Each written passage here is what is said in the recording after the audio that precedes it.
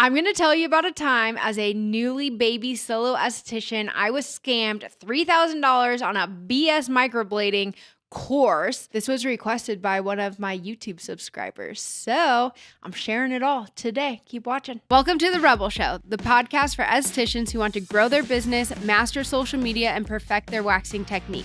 I'm Bree Mesquit, esthetician, business coach, and founder of Rebel Wax and First to Market Wax Pads. I built a 6-figure clientele, a 7-figure brand, and have trained over 15,000 waxers through my in-person and online courses. Are you struggling to book clients or market yourself? You're in the right place. Each week, I bring real business strategies, waxing education, and no BS advice to help you grow. Let's get into it. All right, guys, I'm usually not one to honestly put people like publicly on blast. Like, I'm really not. It's just not my style, not my vibe.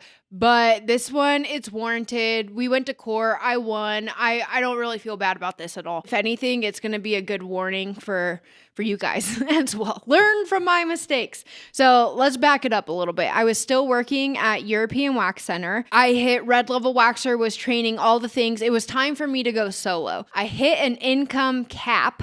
I was pregnant with my third child and we were living in a fifth wheel trailer, and it was time to do something else to be able to get out of our current living situation, and we just needed to make more money. We were living in Southern California in Orange County. I worked in Newport, probably one of the most expensive places to live besides New York, because I recently went to New York, and that is a freaking expensive place to live as well. I would say pretty comparable. So I was working at European, needed to move on.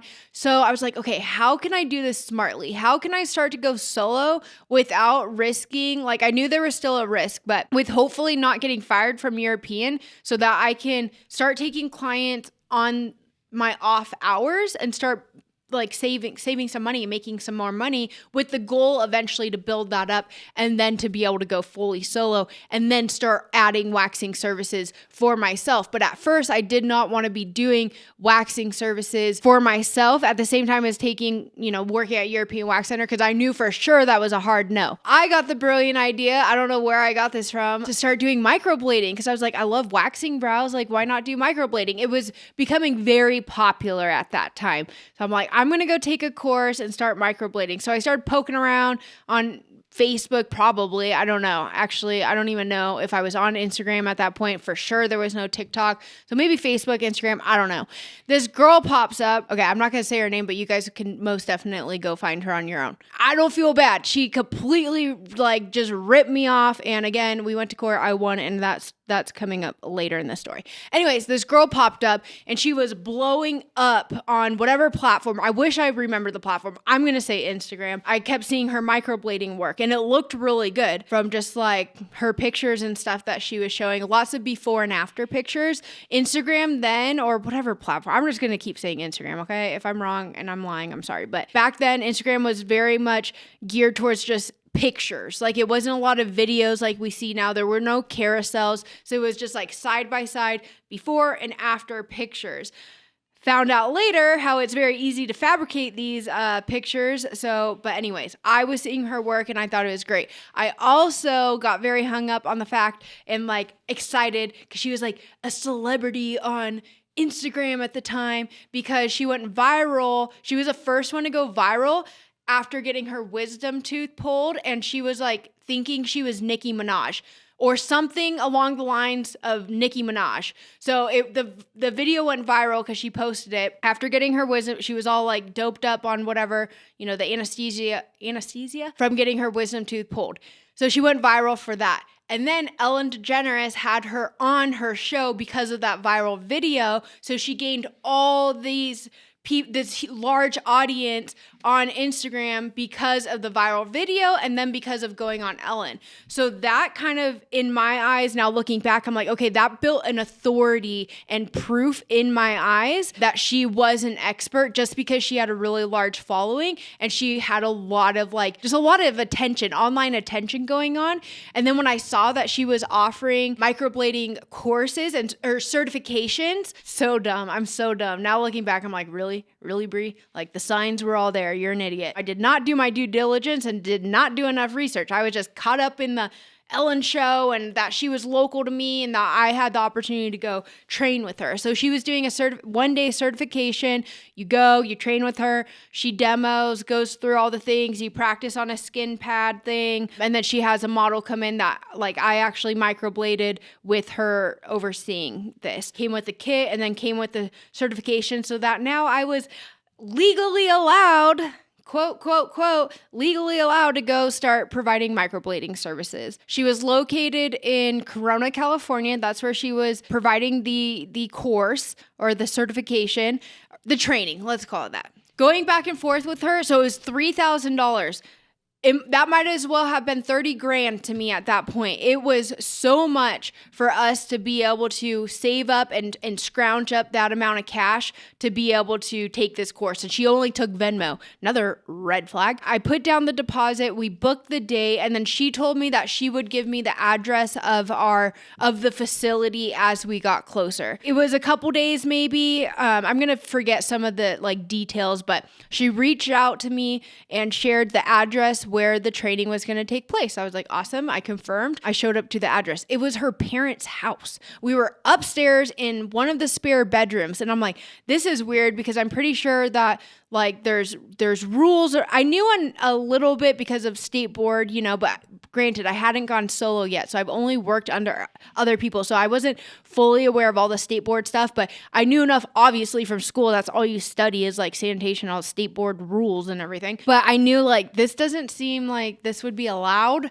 for these types of services, but whatever. Okay, I'm gonna do it. The whole time, like, she was just bragging about, she showed me how much money she had in her Venmo account, which I was just like, oh my gosh, like, because she had been doing a bunch of these trainings. Like, she went viral. So you guys, she was doing these trainings like every freaking day. Like, it was wild. So she had all this money in her Venmo. She kept going on and on about all this personal stuff. We did like train and she broke things down. Now looking back, knowing so much more about permanent makeup and powder ombre brows and microblading and all that, looking back, I'm like, dude, this girl had zero freaking business training anybody. Those photos look so well because you put a bunch of ink through the brow and you wipe around it and then it looks like a nice full brow. But when you look at the actual strokes, especially once they heal, not good. So thank God the person that I took had really nice full brows, so it doesn't really matter. And I even did this on some of my friends and family. Like my mother-in-law was one of my first guinea pigs. Her brows still look great, so it was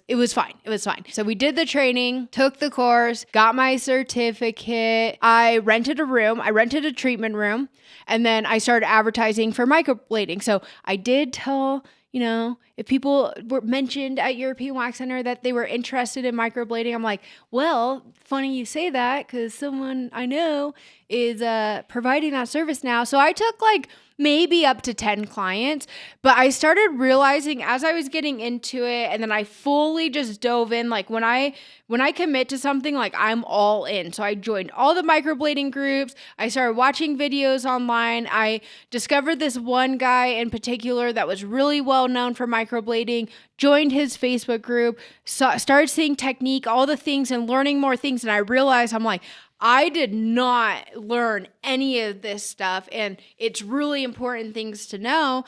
And I also found out that you cannot just, and now looking back, so dumb, like I'm so dumb, but you can't just get a 1-day certification. She needed to be, you have to go through like the health department. You have to get a tattoo license, or I forget what that license specifically is, and keep in mind, I was in California, very, very strict with all this stuff. She needed to have her license first of all, and be like a certified instructor. Like there's just all these things that I found out later that were so wrong. So I reached out to her and I was super nice and cordial because I didn't have a problem with her like during the training day. I just thought it was kind of odd, and I didn't love her like vibe and like trying to show off all her materialistic things and like showing me how much money she had in her Venmo. And I don't know, it just like it was kind of a turn off to me because at that point we were like super struggling financially. So I was like, okay, this is great for you, but like, can we focus on me learning how to freaking microblade so I can make some money? But anyway, so I didn't like love her as a person, but I had no issues. So I reached out to her very kindly. I was like, hey, look, this is what I've discovered. Some of the things that you said prior to our training just didn't end up lining up or weren't what you portrayed them to be, like being in a facility, first of all, just what I would be learning, and that the certification actually allowed me to legally be taking clients. I did specifically ask those questions, and she was so nasty.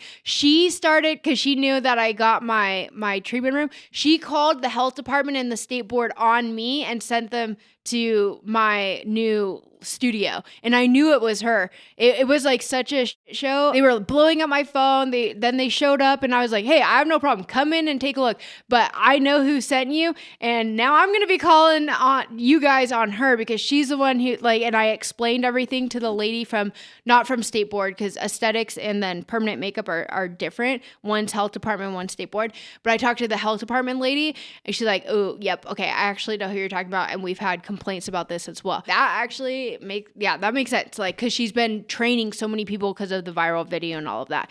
So I tried to approach her. Obviously that didn't work out. She's tried to like sabotage my business. So I'm like, okay, you freaking suck. It's on. So I actually went and took her to small claims court. I just wanted to send my money back, because now I had to figure out what I was going to do. Like, I couldn't be taking clients anymore. I was committed to this treatment room. I'm still working at European Wax Center. Now I can't be taking any clients. So I wanted to just get like even a partial refund. That's what I was looking for when I reached out to her personally. But then at this point, when she started, like, the health department was called, and if they're called, they have to come out like multiple times. So it was such a freaking headache. I didn't get in trouble for anything, because my room was fine, and I wasn't even taking freaking clients at that point. I took her to small claims court. So it was $3,000. I just wanted my $3,000 back.